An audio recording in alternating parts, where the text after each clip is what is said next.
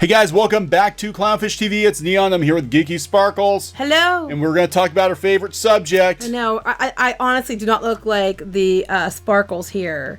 No. No, that's not how I'm feeling right now. No, but it is time for She-Ra, for the marketing people behind the new She-Ra on Netflix to ramp it up. Right, and so of course we cannot ramp up the She-Ra without going on about Noelle Stevenson again.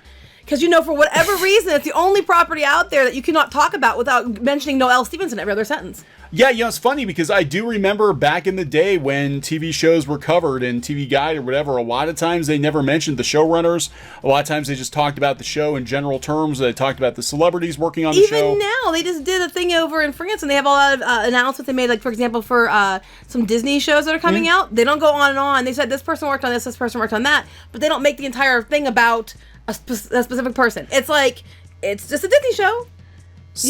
Yeah, somebody's got a good PR firm, I think, that they're working with. Well, it's ridiculous because we can't talk about She-Ra without making it all about Noelle Stevenson. Yep. Again. Again. So here we go. This is coming from Adweek. It's about Noelle Stevenson, talk about Noelle Stevenson. And they also picked her as one of 10 of these creatives to watch or something.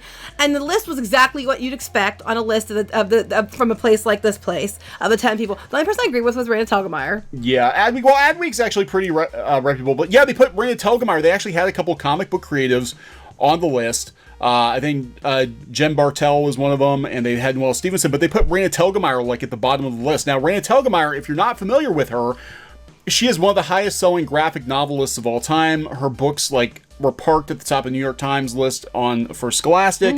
And you don't really hear a lot about her in the media so much anymore because I don't think she has as good of a PR firm as Noelle Stevenson even though does. She has a much better track record and a more impressive resume. So anyway, let's talk about this lovely article. So, when DreamWorks reached out to Noelle Stevenson to pitch the new She-Ra adaptation, that's a conflicting story we've heard in different articles. Yeah. It felt like one of those moments where you're in the right place at the right time, she says. I love this next paragraph. For someone who describes her previous work, including developing her graphic novel Nimona, as exploring subversion in classic fantasy and sci-fi tropes, especially as they relate to female characters. Except now your characters are all stereotypes. So we're saying first Star Wars was subverted, and now She-Ra is subverted. So this is the thing to do, right? Just take an established property, undermine what made it work, and then attack the fan base when they rebel against the changes. But I love how she's trying to subvert the idea of these classic tropes as she makes her characters very stereotyped for what they are. We have the Ice Princess who looks like she's an Eskimo. Right. We have the one girl that flies who's fat. They made her fat, and I'm a fat person. So I'm just like, we have the girl that can control flowers. She looks like a hippie. Yeah, and then we have this girl who's she speaks in that. I can't even do it. That snarky, vocal fry. Yeah, she does that, and I'm sorry, your stuff is very. I would consider this more of a stereotype than anything that came before it, and you're going on about how you don't like tropes and stereotypes. Whatever. It was a natural fit, and it was one she handled so deftly. Deftly. Not deftly. Deftly. I could say that deftly maybe because they were tone deaf to what the fandom wanted. Oh no, they go on. Oh, wait till you hear what they say about the fans. Deftly. Just hold on. Oh god. And they also picked her as an honoree in this year's Creative 100. Whoopee. I mean, so good news. You get to go ruin something that already has a fan base and already has an existing presence on a big network, and then suddenly you're one of the top year's creatives. You're rewarded for creating nothing. This is something that we're seeing more and more and more of in comics and animation, where there are people who are literally plucked out of obscurity, and they're sort of handed careers. Now, I'm not saying she doesn't have any talent. I mean, some of her stuff is actually pretty good, but she was literally just handed the reins to a classic IP with very little experience. There are people who've been working in animation for years, decades even, women working in animation for years or decades that probably would have loved the opportunity to reboot something like She-Ra, and who the people working on that show, that version of the show, probably would not have had as much disdain for the fans is well. Also, Stevenson's her screwed track us. record of behavior on Twitter prior to this was pretty crap too. So I'm just saying. But I love this. It gets better. Just hold on. Developing an adaptation of a character beloved by many children of the 80s was a daunting challenge that she took seriously. Sure she did. But at the same time, she didn't want myself and my crew to feel constrained. I didn't want to be constrained by, the fact that it was a franchise that already existed and people had expectations and there were a lot of fans who might want to see what they want to see. Right. I just want to do what we wanted to do. Too tough titty to everybody else. So here's her quote. A lot of the challenge was doing that while also being aware of the kind of shock that people would feel seeing the character reimagined. I mean the shock that you and all these different blogs turned around and called people names for? Yeah. The fact that you already had prepared that you were going to call people misogynists and all this other stuff if they didn't like your new version? You were prepared for this shock, but the way you prepared for it was to find reasons to call people names as opposed to, trying to mend fences and build bridges, right? Yeah. Okay, so we decided on letting the show become its own thing and protecting the crew and writers from being beholden to the original so we could take the show in front of a new audience that didn't necessarily have to grow up with an original and bring them new, fresh-feeling shows so they could have their own She-Ra experience. Basically, none of us watched She-Ra. We just wanted to use the IP. I had a fan base and just make it whatever how we wanted to. Yeah, but then diss the original fan base. Protecting the crew. That's what this is all about. This is like... You look, and again, we've said before, if the show had been called something else, it wouldn't have necessarily been a terrible thing, but you're protecting the crew from the criticism, protecting them from like Mattel saying this is a dumb idea, don't do this. How about protecting the fans they don't from this bullshit? I mean, I'm just like, you guys have just done nothing but throw everybody under the bus to protect yourself because you don't want to be beholden to the original. Well, here's an idea. Then don't make a show called She-Ra. How hard is that? If you don't think you can handle it, let somebody else who could do it justice and not throw it under the bus. And we wanted to subvert these stereotypes as they do nothing but make these stereotypes more prevalent. I want to subvert bullshit. Where am I not on the top 100 list for my bullshit subversion? And it's like we protected the crew and the writers from being beholden. Protecting them from yeah. We stole the name. We wanted the popular name, and we just pissed on everything else. You borrowed your big sister's clothes out of the closet. You stretched them all out, ruined them. Yeah, you just cut them up. And then gave it back and said, well, I was just trying to be trendy. Why are you mad at me? It's not for you. Why are you mad at me? It's the people who actually like this kind of stuff, which you aren't. And you're not, because you're just a fashion racist or a fashionist or something. Well, She-Ra didn't grow up with, right, Stevenson didn't grow up with She-Ra herself. No shit. I think we all figured that out. She developed an interest in this world and these characters while working in animation over the past several years. And then they have to name drop all the shows that she'd worked on. When she literally only worked on like tiny bits of these shows. Big Hero 6 and Tangled, DuckTales, and Wander Over Yonder. Wander Over Yonder, I think she had the most experience on. Everything else is just like here and there, like little bits. But she didn't watch herself. Which story is it? Because before she didn't watch it. She played with the toys, and the toys is why she wanted to do it. Now she's saying it's because they did the He-Man episodes she did research on, which I find more likely to be true.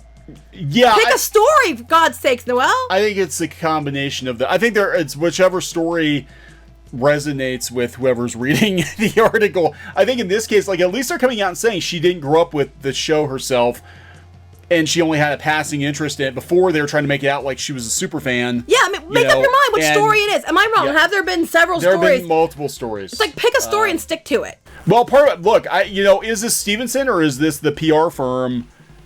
Trying to spin whatever angle looks best. I don't know. But yeah, like even on the show she worked on, she wasn't showrunner. She did a couple of. She worked as a writer on most of these. She was a writer or co-writer on a couple episodes. Next thing you know, they handed her the keys to a very popular IP and said, "Do whatever the hell you want to do." And case in point, this next quote. After a certain point, I really wanted the show to stand on its own. She says, wanting to remain faithful to the original. Which part is it? Because up here you said that you wouldn't want to be beholden to the original one anyway. So you had to protect yourselves from it so you didn't have to be beholden to it. You had to make a new show for a new She-Ra experience in this paragraph. And then down here you said, I really wanted the show to stand on its own. I remain faithful to the original. Here's a newsflash. You cannot do both. You just contradicted yourself literally in two different comments. So here's my take from this. The fact that She-Ra has so much PR spin behind it. I have never seen I've never either. Netflix animated series. I don't think I've ever seen any animated series have this much spin. Like, look at Dragon Prince, look at Hilda. You hardly hear anything about them. That's because they can stand on their own. They don't need spin. Even Voltron, some other Netflix DreamWorks shows, they don't have the kind of spin. It's been nonstop damage control since even before the show aired. Yeah. And during, then they're trying these different angles. Like, well, at first we're going to attack the fans, who we're going to call them sexist misogynists because they want She-Ra to look like herself. But they were prepared to protect themselves and attack everyone else. They just said so. So they tried that. When that didn't work, they tried to use the original staff, including like Larry DiTilio's death, to use it to promote the second season while not mentioning him at all prior to. You've pissed off the original voice actress of She-Ra with the PR shenanigans around this show. I just can't believe it. Like, I've never seen anything like this for a cartoon series ever. Like, it is nonstop interviews, nonstop damage control. And you hardly ever hear from anybody else. It's Noelle Stevenson. Yeah. Noelle Stevenson. You cannot talk about She-Ra without it being about Noelle Stevenson. I mean, I've never seen like this. It's not like she invented it. She didn't invent this. She repurposed it, and you get different stories in the same. But these are actual quotes. You can't blame this on PR. No. When in one sentence she's like, "We decided to let the show be its own thing and protect the crew and the writers from being beholden to the original." In one breath, and then say, "We really wanted the show to stand on its own. We wanted to remain faithful to the original, while evolving in a new direction." Which one is it? You know what's funny though? I just have to point this out as we're going down the list.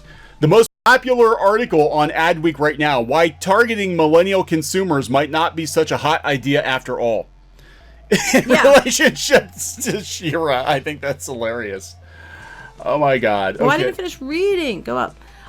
Okay, so the evolution is apparent in the show's transformation in the original's title because its princess is a power now because of their other characters. Embo. And talk about the villains and all dual protagonists and talking about Catra and Scorpia and all that. And friendship. Friendship is magic. This show's about friendship, but I also wanted to show that sometimes friendships can be hard. Sometimes relationships can be messy and difficult, and you can rise above that. You know how you rise above that? You call the fans misogynist sexists. That's how relationships and friendships are hard, and you rise above it. Yeah, right. You call people names. You call people names. You attack the fandom. That's how you rise above friendship. Well, yeah, you're right. You're rising above friendship. We're no longer friends. We're gonna attack you. I tended to relate to the villains more often. I'm not surprised by that at all. These are the core relationships between Dora and Catra. They're broken at its fundamental level, and so much of the show is about examining that. Because don't you know that everybody loves She-Ra so that we can explore the relationship between Dora and Catra? That's why we always loved She-Ra in the 80s. In the 80s, we loved it so much because we always wanted to see, those sideways glances and see so much about everybody's interpersonal relationships and not about defeating the Horde. God. And then when you do a show like this, you get things like Horsies and Kyle. Horsies and Kyle. That actually would be a more interesting show. I'd actually watch Horsies and Kyle. Kyle and the Horsies. It sounds like a Hanna-Barbera show. I would totally watch that. I would too. But listen, this gets better. Okay. In the original series, the relationship between Dora and Catra was defined by jealousy, something which tends to be applied as a stereotypical and shallow female emotion. No, now it's better just to tell women that they're internalized misogynists because they don't like the new She-Ra design, or they're terrible mothers. We did want to change that a little and take a deeper look at the feeling of jealousy, including how it came from this place of love. What? Yes, because, love among the Horde soldiers. Jealous because you left me. You left me, Adora. Similarly, the show embraces the gray areas in a conflict that cartoons typically paint as good versus evil. It's the struggle between dark and light. Heroes have darkness and villains aren't pure evil. No, we get that. Every villain is actually a good person inside. Except for the ones you block on Twitter. Those people are just just bad. No, they're bad people. Seriously though, there is more compassion for the villains on this show than there are for real people that don't like the show. Yes, that is 100% true. There is. Like, people, if you don't like the show, you're blocked from Twitter, you're called names, you're insulted. There is no compassion at all. You can't even try to understand the other side of it. But yeah, these cartoon characters, they get compassion. Yeah, they can be genocidal maniacs. Are not pure evil, but everyone who doesn't like the show, you're just pure evil, and there's no excuse for you. And I'm blocking you, so you can't have any voice at all. And we're not going to even acknowledge your voice when we blame it all on men. Another key aspect of the show was vulnerability. And She-Ra, like her brother He-Man, was originally an invincible and unflappable demigod who conveyed... Unflappable. She's unflappable, but she's an unflappable demigod. Who conveys... No, that's this version of She-Ra. Constant confidence. That's No, it's okay. You can do that as long as you are making underage versions of She-Ra art for certain people. The swagger is part of She-Ra's charm, but it kept it from seeming truly relatable. And it goes on and on. I don't know if I want to read anymore. She wasn't supposed to be relatable. She was supposed to be like she was basically a fantasy version of Wonder Woman.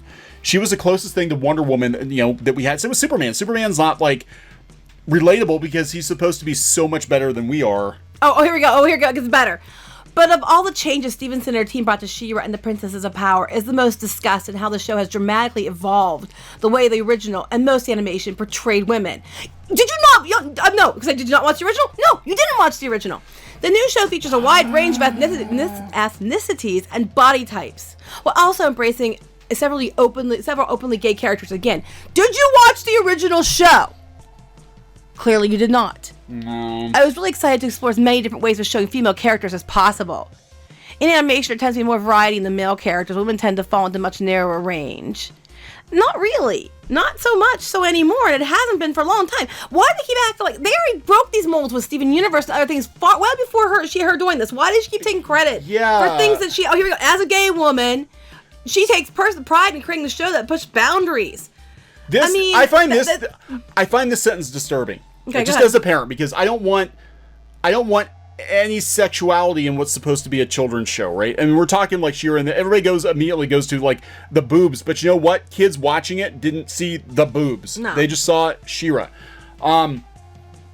But it says push the boundaries of children's programming portraying gender and sexuality. It wasn't about sexuality. She-Ra was not about sexuality. She kind of sort of had a boyfriend, but it wasn't the focus of the show. No, the show was about stopping the horde and making good choices and being the best person you could be and how to be a good friend and how to do the right thing.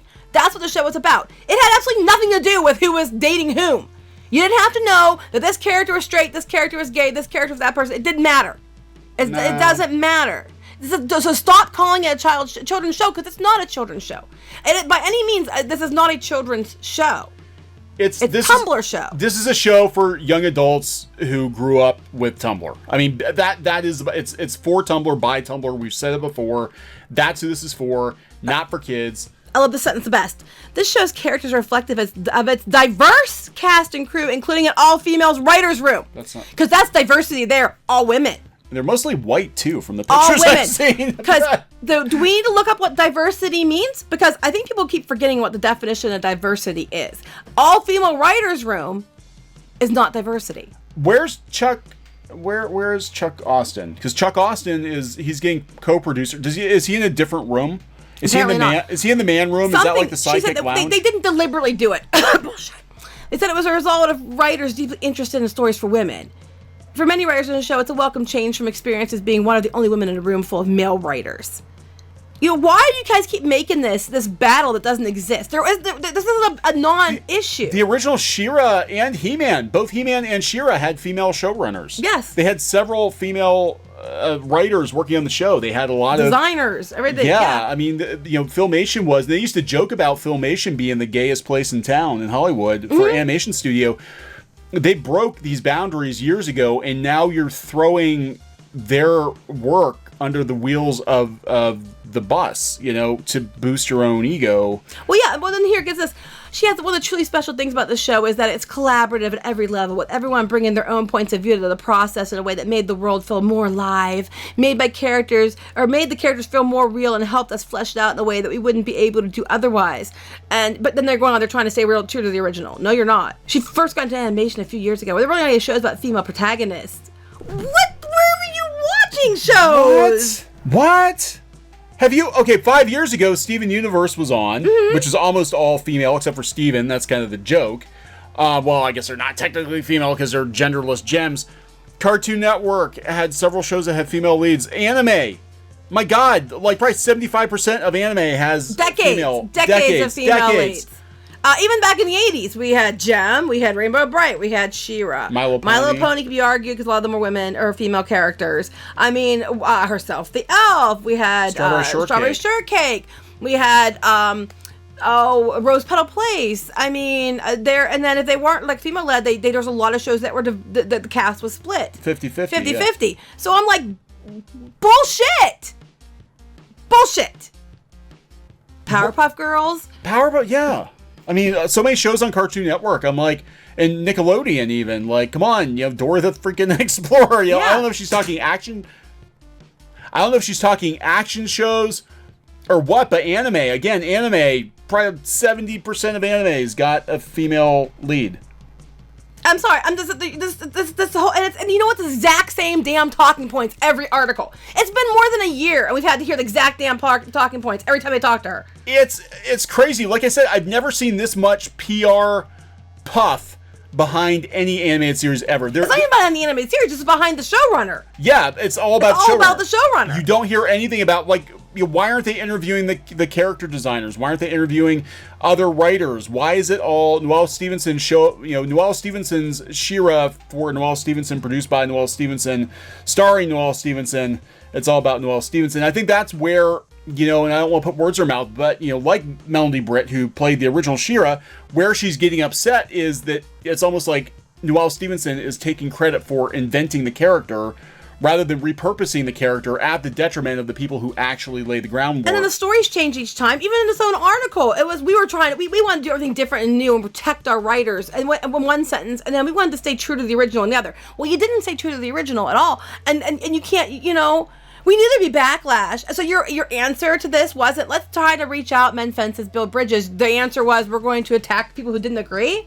I mean, heck, some of the voice actors were talking about how when someone picks at me, I just stick the fans on them. Yeah. I mean, there was clearly no intention to try to, make it fit in with everything else. No, and I think DreamWorks, you need to fire your PR firm. Whoever. We keep saying that, but they keep not. They keep coming back and doubling down with more bullshit like this. So the third series of She-Ra is coming in August, and season. It's not an actual season. It's like 6 episodes. Literally, like one episode maybe, or one season maybe. Like I can't talk. Yeah, they took one 26 episode season and divided it into 3 parts. And then in one article they were going on about, well, this is going to have 3 seasons, when the original only had 2. Yeah, but those 2 seasons equaled like 90 some episodes. Yeah. So yeah, there's substantially less new She-Ra than there is old She-Ra, and I have to wonder, again, this is just speculation, the fact that Mattel is not promoting this very much seems to indicate to me that they're probably just waiting for this to run its course, and then they're going to take the IP back and do something else with it. Speaking of which, hey Mattel, you know those dolls that you had? The pretty ones with like Glimmer and Natasha, and those dolls that you said we want more She-Ra. I'm still waiting for those dolls. Could you please make those dolls? Because I will give you my money. I'm just saying. All right. Or you can give them to me, and I will make you money by reviewing those dolls. Geeky will make you money by reviewing the brushable hair dolls. You give me those dolls, and they'll sell. Get in touch with me. All right, there we go. Okay, so we're going to wrap this one up? Yep. Okay, please subscribe for more pop culture news, views, rants, gaming videos, art videos, and more. This has been Neon and Geeky. Bye. Hey guys, thanks for watching Clownfish TV. Please consider supporting the channel. Go to clownfishsupport.com. That's clownfishsupport.com. And if you want to join our community, go to clownfishtalk.com. That's clownfishtalk.com. Please subscribe, ring the bell for notifications. We will talk to you next time.